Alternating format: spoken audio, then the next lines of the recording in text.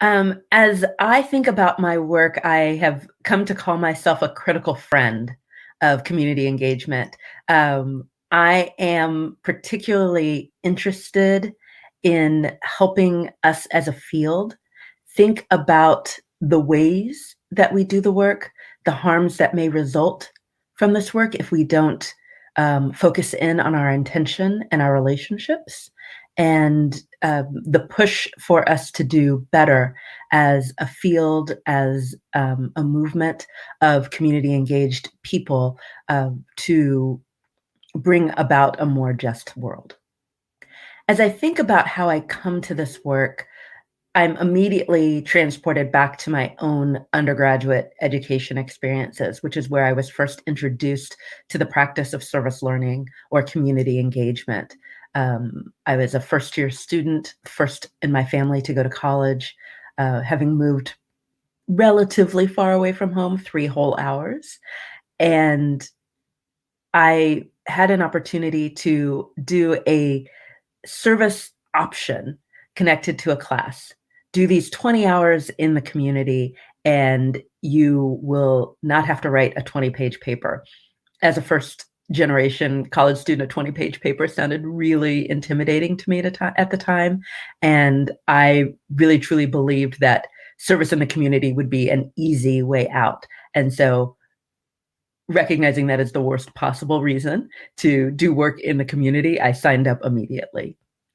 And what I came to understand through that experience was how much more powerful my understanding of the course concepts, of the ways that systems and structures operated, that made my work in the community desired, if not necessarily needed or necessary, um,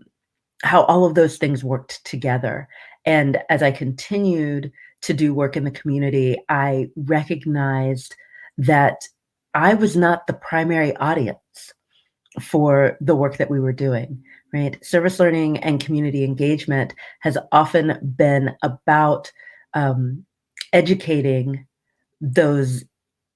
who are in what we've come to call the majoritized position, or the dominant space, a privileged space in terms of their life and experiences, and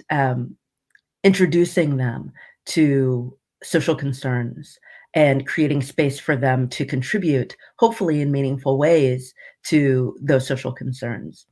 But for someone like myself, who moves to the world as a Black woman, who has experienced racism, who has experienced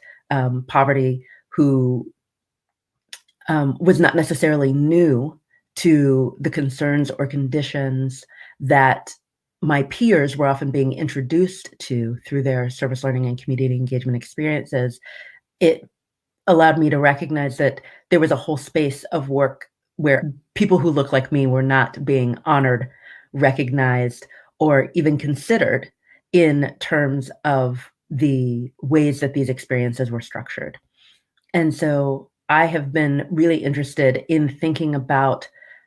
how we move from a space that is about introducing people to concerns to actually motivating,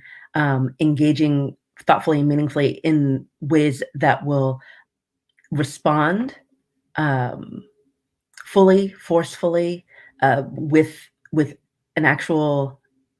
intention of transformation in place, that we actually look at how we might remedy the social concerns rather than just introducing students to them, and in ways that honor the experiences of all of the students who are in the classroom, so that students from minoritized or marginalized experiences aren't put on display, but are also valued for the knowledge and experience that they bring, and where um, community knowledge is honored and uplifted and valued as central to understanding what is happening in community and the ways that we can impact and influence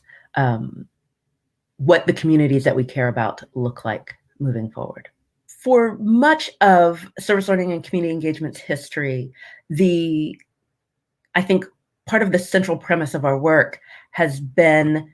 this piece of helping students know, right, to raise awareness and understand that there are social concerns that we as individuals, as quote unquote citizens, have a responsibility or an opportunity to understand and hopefully to work to change. But what it means to do that work of change has not created much change, to be really transparent, right? We have engaged students in a series of actions or activities in our communities that largely sustain the status quo. And I am interested in understanding with community members what that work looks like that actually brings about the transformative change that would truly change conditions, right? That brings us to a new way of being in community. What I have come to understand through the work is that sometimes those more transactional activities, the work to assemble food boxes with a food bank and have those distributed to community members, right, is necessary and needed, especially in this current moment, right? That some of those transactions, some of that transactional work is absolutely necessary. And there are other kinds of work that we have not necessarily been engaged in, or that we could engage in differently, that might also do some of that deeper work of transformation or shifting or transforming relationships. So when I think about the opportunities to address issues of under housing or a lack of affordable, accessible housing in our communities, the immediate actions that we typically offer to students is that work of being in companionship or indirect relationship with people who are underhoused through line work at a soup kitchen, maybe through training or employment services at a program in our communities that works to offer that kind of training and education for people who are underhoused or underemployed, thereby leading to their experiences of being underhoused, right?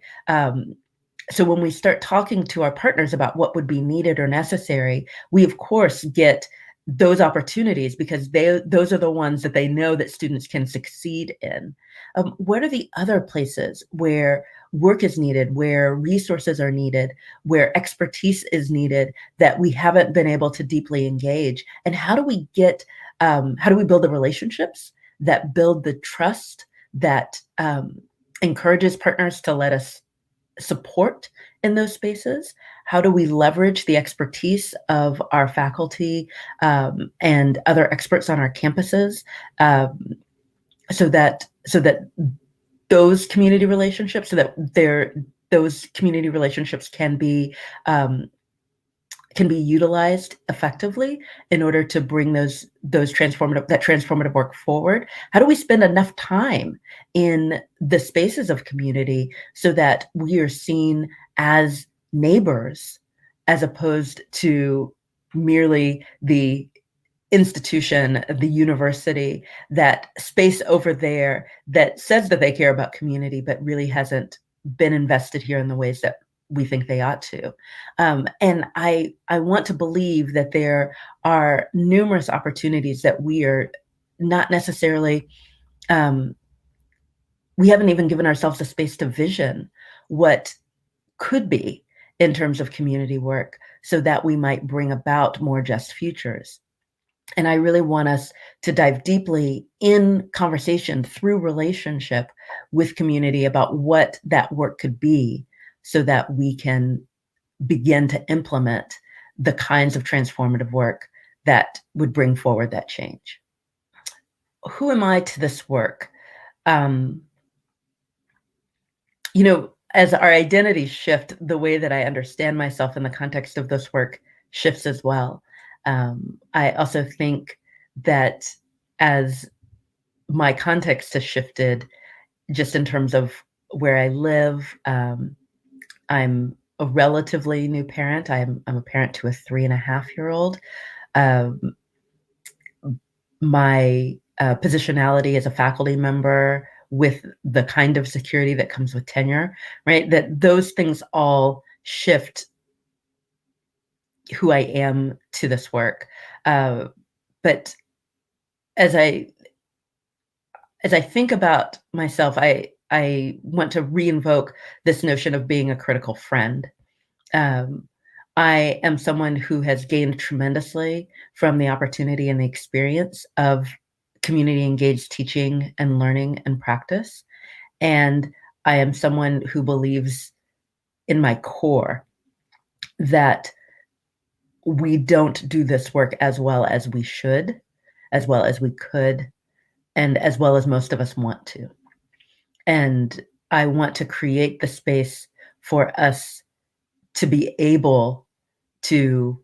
do the work well and better in all of the ways that we desire. And I think in terms of my influence, both what what has influenced me most recently is my proximity to what is now known as George Floyd Square. So this past May, George Floyd was killed by police officers, and that location is 3 blocks from my house, where I am right now. And we have created, or the community has created, what is now considered an autonomous zone at the intersection of 38th and Chicago, now known as George Floyd Square, where we, our community, is trying to reimagine what a just neighborhood can be. The tagline that is touted from George Floyd Square is "No justice, no street." So the community has very forcefully, using barricades and impromptu structures for warming, created barriers to the intersection so that there is very limited vehicle traffic. Police officers police and emergency vehicles have not been able to access the intersection. There's been a lot of work to protect the neighborhood from the forces that have been seen as destructive to the neighborhood. And the work of community to come together to create a safe neighborhood, to demand justice, to think together and realize what justice would mean for our community, has been a powerful example. And I have thought often about what it could mean to do community engaged work from the position of the university in that space. And I've felt very conflicted over these last several months about what that work might be, right? As a community works together to create an autonomous zone, what is the place of the university in that work? Especially a university that, for example, has a criminal justice program that has trained the police officers, the very police officers who are sometimes seen as a force of injustice in a particular space. How do you come to a place authentically, knowing that you may also be seen as a representative of that kind of systemic injustice for members of the community? The work of mutual aid that has emerged at George Floyd Square has been powerful, and empowering, to witness, to see a community come together and build an ice rink in the middle of um, of a street, so that kids who sometimes don't have easy access to ice skates or frozen water, even though we're in Minneapolis, have a place to skate, and play, and something that kids in my community don't get to access as easily or readily as others. And watching neighbors come together to create that kind of space, that kind of joy, and recognizing that that kind of joy is part of justice too, um, is really inspirational and has given me a lot of space to think about both how I want to be involved in this place that I call home, and also how or if my work in this place can be the kind of authentic engagement in space that I want it to be, um, given my positionality as a college professor at a research university whose relationships to various communities have been challenging. Um, so I wrestle with those ideas. And then I also come recognizing that my influence in terms of the spaces where I am able to influence are much greater, much broader in the larger community engagement field. I hold a space of privilege in that my work, my scholarship has been widely received and is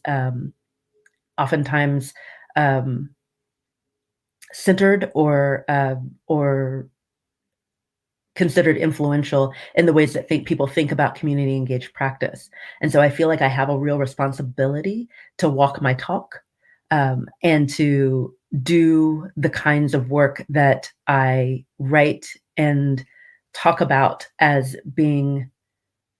essential to moving our practice forward in my own work. And given the institutional barriers and personal challenges and everything else that I have both talked about, written about, and experienced in my own practice, right? There's challenges there. And so I work very hard to be very careful um, about being truthful um, about the places where I struggle, where I don't know if my work has shown up in the fully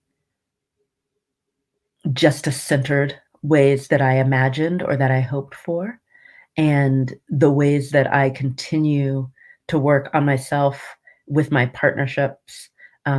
through the curriculum and research questions that I develop and engage with to be a better steward of the practices I promote. We mark liberatory or critical community engagement as different from the normative or what I've called the traditional practice of community engagement because it needs to be. It needs to be. We need an a label, a term, um, to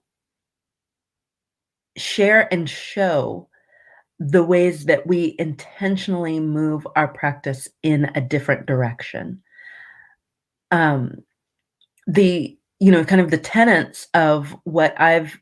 called critical service learning have been really centered around three key ideas, and those are attention to social change, real attention to and work to redistribute power, and developing authentic relationships, often forged through solidarity. And those three pieces in and of themselves are not necessarily transformative work. And it's not to say that there isn't a community engagement practice that attempts to do each of these things that we might label as normative or traditional. But, Nadine Cruz defined service learning very early in the field as the aligning of our intention and actions in work towards more just relationships. And for me, the very focused attention to those three ideals, to really honing in on systemic injustice and the structures and systems that create inequality, that need to change, that attention again to social change, the recognition of the power formations that define and drive our society and therefore our higher education community engaged practice, that we need to disrupt those, that we need to um, name that they exist and really think about the places and opportunities that we can shift that practice, that we can upend those hierarchies um, and distribute power to where it is um, most impactful in shaping the work, right? The centering of power in higher education institutions